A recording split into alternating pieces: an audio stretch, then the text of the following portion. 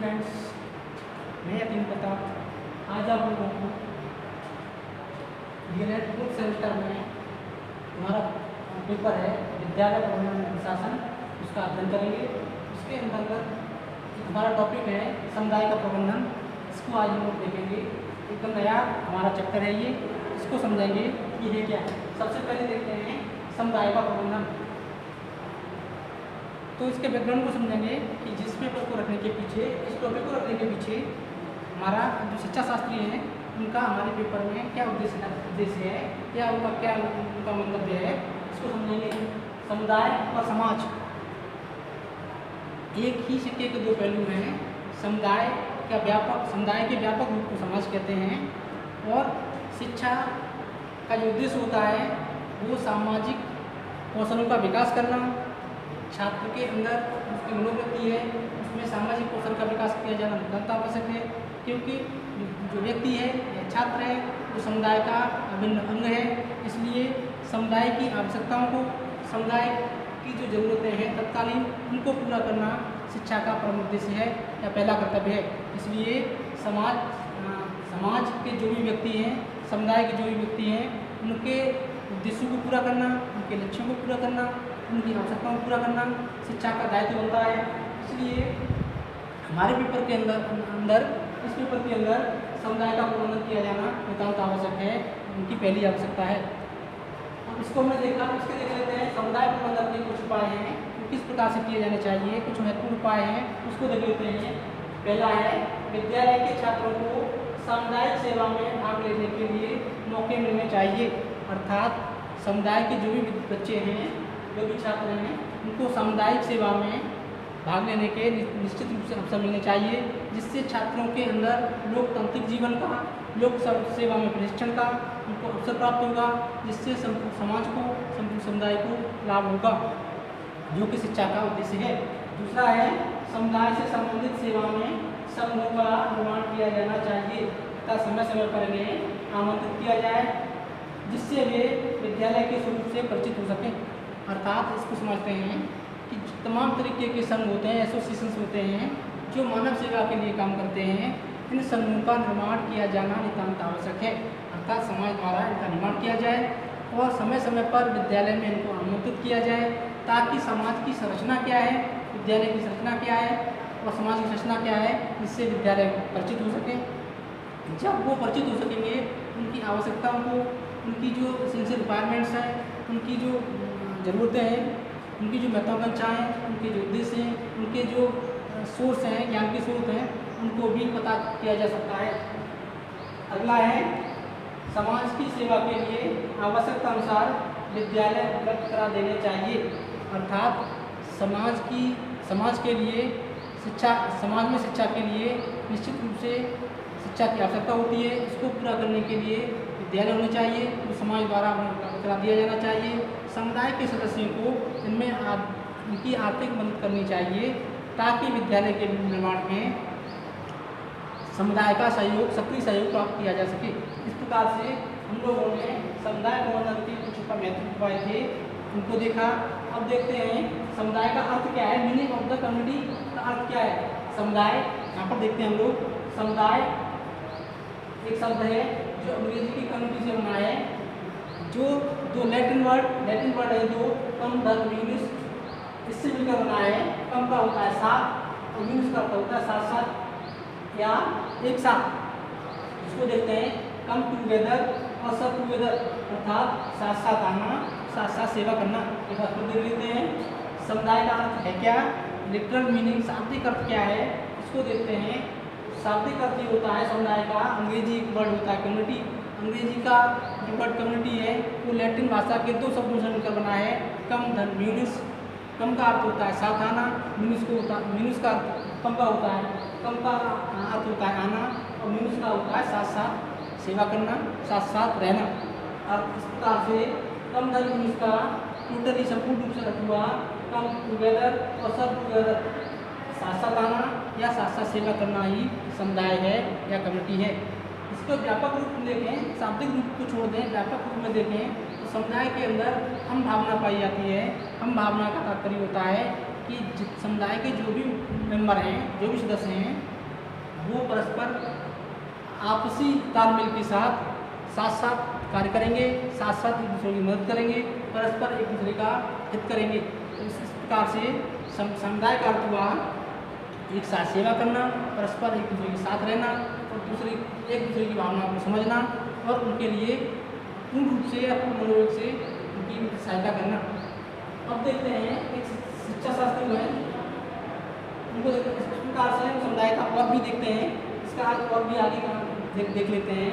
इस प्रकार से समुदाय वह संस्था है जहाँ व्यक्ति एक साथ मिलकर रहते हैं तथा परस्पर सेवा में रहते हैं। तो फिर समझते हैं, समुदाय वह संस्था है जहाँ व्यक्ति एक साथ मिलकर रहते हैं तथा परस्पर सेवा में रहते हैं। इस प्रकार समुदाय का अर्थ स्पष्ट होता है। एक शिक्षा समाजशास्त्री हुए हैं जैन डूबी के अनुसार ये कहते हैं, किसी समुदाय में रहने के लिए कुछ बातें सामान्य होनी चाहिए। ये कहते हैं कोई भी समुदाय हो, किसी प्रकार की कम्युनिटी हो, कुछ बातें उसमें निश्चित रूप से रहनी चाहिए। कुछ सामान्य बातें होती हैं जिनका रहना नितांत आवश्यक है। उनमें कुछ बातें हैं, उनको देख लेते हैं। जैसे समुदाय के उद्देश्य क्या है, महत्वाकांक्षाएं क्या है, ज्ञान क्या है और जन भागीदारी क्या है। इस प्रकार से समुदाय को हम लोगों ने पढ़ा। हम आगे देखेंगे समुदाय की परिभाषा। इसको आप चाहें नोट डाउन कर लें या इसका स्क्रीनशॉट ले लें।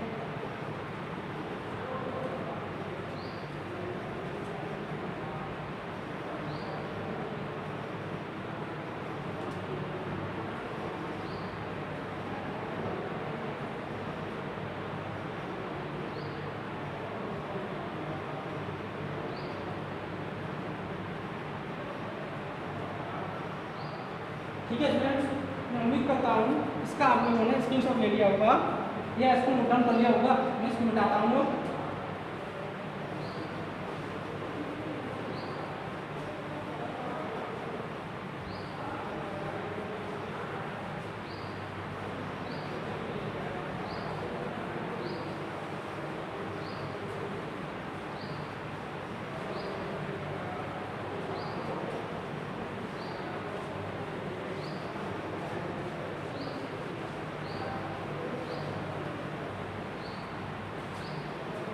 देखेंगे समुदाय की परिभाषाएं।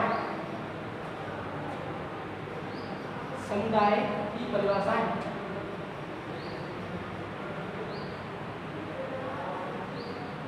परिभाषा देखते हैं। यहाँ पर पहली परिभाषा है वो है जिन्स वर्ग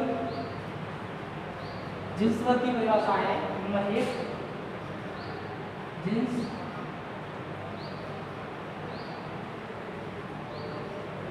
वर्ग के अनुसार,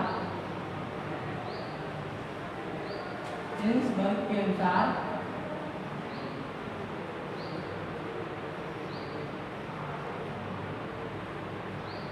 ये कहते हैं कि समुदाय क्या है। समुदाय को परिभाषित करते हैं।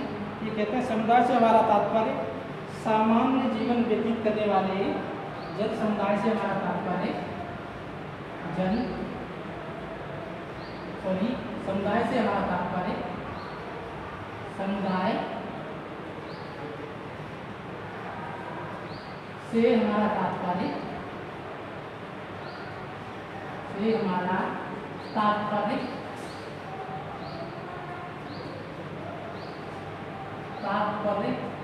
सामान्य जीवन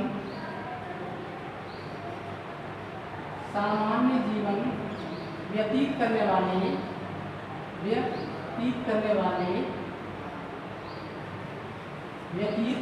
करने वाले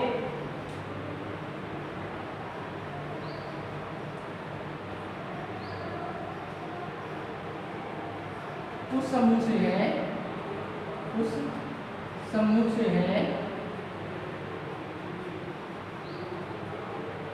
इसको देख लेते हैं।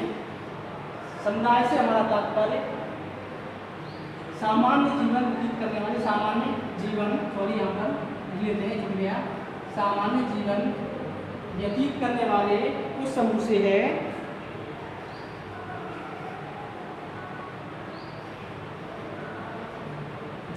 जिसमें सब प्रकार के सीमित जिसमें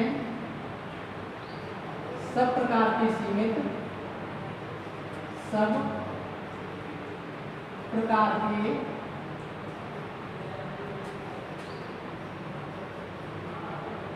सीमित, ठीक है, सब प्रकार के सीमित, विभिन्न तथा जटिल संबंध होते हैं। सीमित, विभिन्न,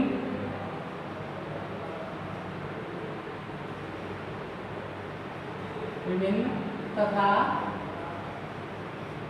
जटिल संबंध होते हैं।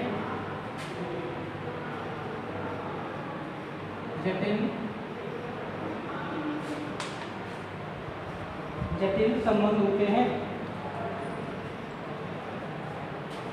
इसको जटिल संबंध होते हैं। संबंध होते हैं। स्टॉप लगाएंगे, इन्वर्टेड कोमा बंद कर देंगे और इन्वर्टेड कोमा से ही परिभाषा को शुरू करते हैं। इस प्रकार से एक देख लेते हैं। पहली परिभाषा है समुदाय की, वो है गिन्सबर्ग, जो हमारे समाजशास्त्री हैं, शिक्षा शास्त्री भी हैं, उन्होंने महत्वपूर्ण परिभाषा दी है। ये कहते हैं समुदाय से हमारा तात्पर्य सामान्य जीवन व्यतीत करने वाले, और यहाँ पर मिस्टेक हुआ है, सामान्य जीवन व्यतीत करने वाले, सामान्य जीवन व्यतीत करने वाले उस समूह से है जिसमें सब प्रकार के सीमित, विभिन्न तथा जटिल संबंध होते हैं। इस प्रकार से गिन्सबर्ग की परिभाषा पूर्ण होती है। दूसरे शिक्षा शास्त्री हैं मैकाइवर, उन्होंने समाज की जो परिभाषा, समुदाय की जो परिभाषा दी है वो है मैकाइवर के अनुसार, दूसरी परिभाषा है वो है मैकाइवर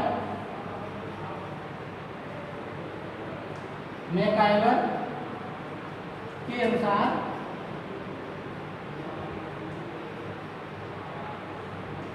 इन्वर्टेड कोमा शुरू करेंगे।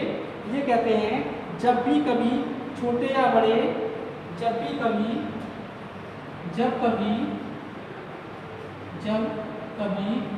छोटे या बड़े, ठीक है, जब कभी छोटे या बड़े समूह के सदस्य एक साथ रहते हैं, छोटे या बड़े समूह के सदस्य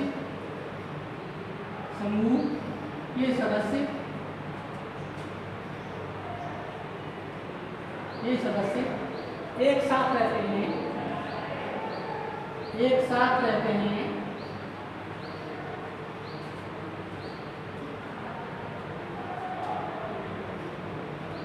ठीक है, जब कभी छोटे या बड़े समूह के सदस्य एक साथ रहते हैं, ठीक है, तो रहते हैं, वे किसी विशेष स्वार्थ की पूर्ति नहीं करते, वे किसी विशेष स्वार्थ की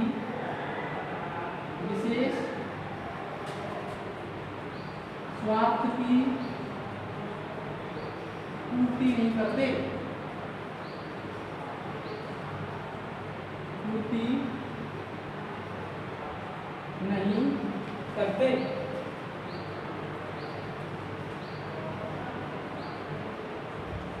पूर्ति नहीं करते, वे केवल सामान्य जीवन की दिशाओं में ही रहते हैं, वे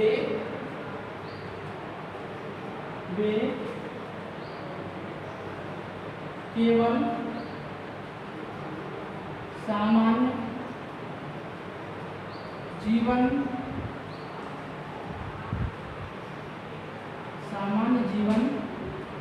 की दिशाओं में ही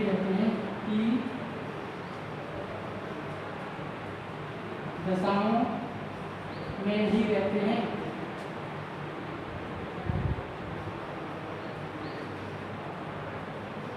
ठीक है स्टूडेंट्स, वे केवल सामान्य जीवन की दिशाओं में ही रहते हैं, उसे हम समुदाय कहते हैं, उसे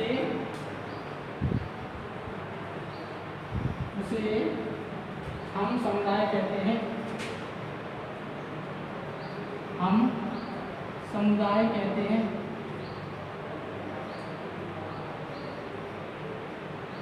सॉरी समुदाय कहते हैं। ठीक है स्टूडेंट्स, एक बार फिर इस परिभाषा को देख लेते हैं। मैकइवर बहुत बड़े समाजशास्त्री हुए हैं, उन्होंने समाज की परिभाषा दी है, समाज के साथ साथ उन्होंने समुदाय की परिभाषा दी है। ये समुदाय के बारे में कहते हैं, इसको परिभाषित करते हैं जब कभी छोटे या बड़े समूह के सदस्य एक साथ रहते हैं, वे किसी विशेष स्वार्थ की पूर्ति नहीं करते, वे केवल सामान्य जीवन की दिशा में ही रहते हैं, उसे समुदाय कहते हैं। ठीक है, इस प्रकार से समुदाय में हम भावना पाई जाती है। हम भावना के अंतर्गत जो भी विशेष समूह होता है वो एक परस्पर एक दूसरे के कार्य करता है, एक दूसरे की सेवाएं करता है और एक दूसरे की सेवा में निश्चित रूप से रहता है, जिसे कि हम समाज कहते हैं। इस प्रकार से हम लोगों ने समाज की महत्वपूर्ण दो परिभाषाएं पढ़ी, पहली बिल्सवर्थ के अनुसार और दूसरी मैकइवर के अनुसार। मैं उम्मीद करता हूँ आप लोगों ने इसको नोट डाउन कर लिया होगा या इसका स्क्रीनशॉट ले लिया होगा।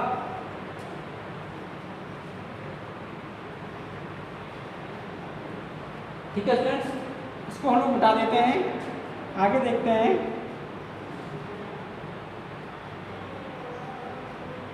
इसको हम लोग मिटा देते हैं।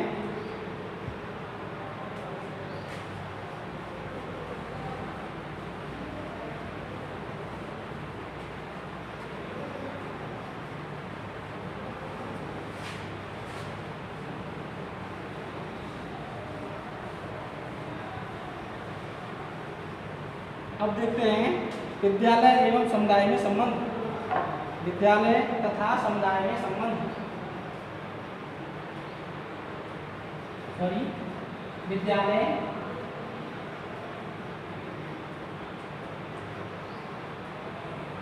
तथा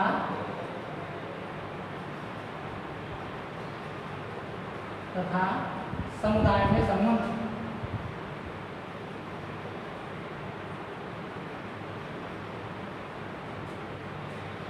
में संबंध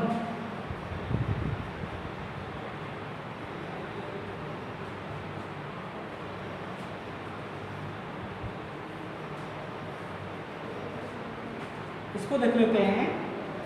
विद्यालय तथा समुदाय में संबंध क्या है।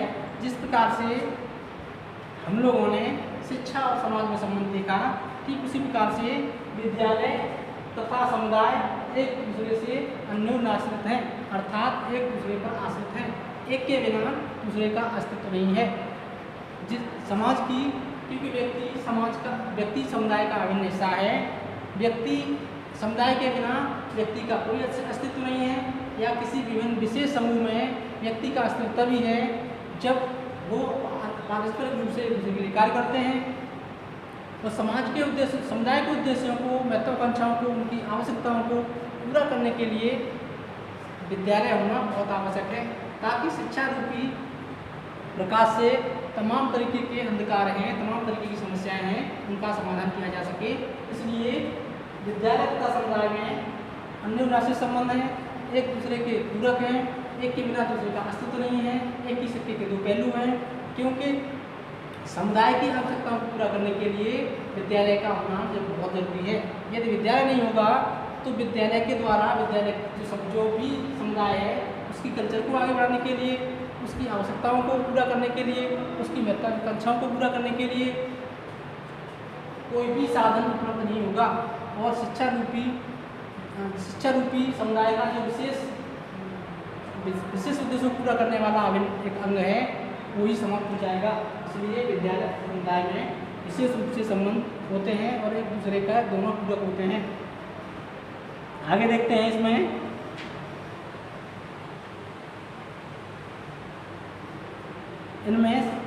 जब इनमें पारस्परिक संबंध होता है उससे एक दूसरे को लाभ भी होते हैं।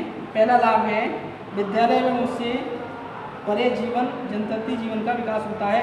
विद्यालय एवं उससे परे इसके कुछ लाभ भी हैं। पहला है विद्यालय तथा उससे परे जनतंत्री छात्रों में जनतंत्री जनतंत्री मूल्यों का विकास होता है, मूल्यों का विकास होता है, का विकास होता है। ठीक है स्टूडेंट्स, पहला लाभ तो ये हुआ। दूसरा लाभ देखते हैं। दूसरा लाभ है वो है समुदाय के संसाधनों का विद्यालय के सभी कार्यक्रमों में, नंबर 2, समुदाय के संसाधनों का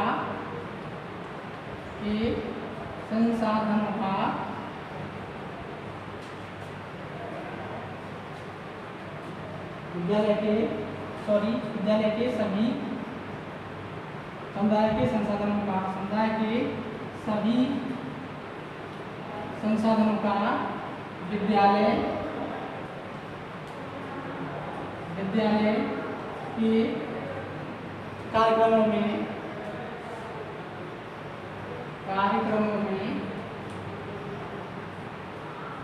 उपयोग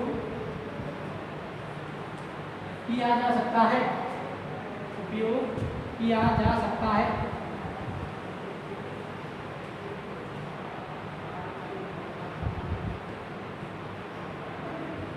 ठीक है स्टूडेंट्स। थर्ड देखते हैं। थर्ड है सामुदायिक संपर्क के लिए, नंबर 3,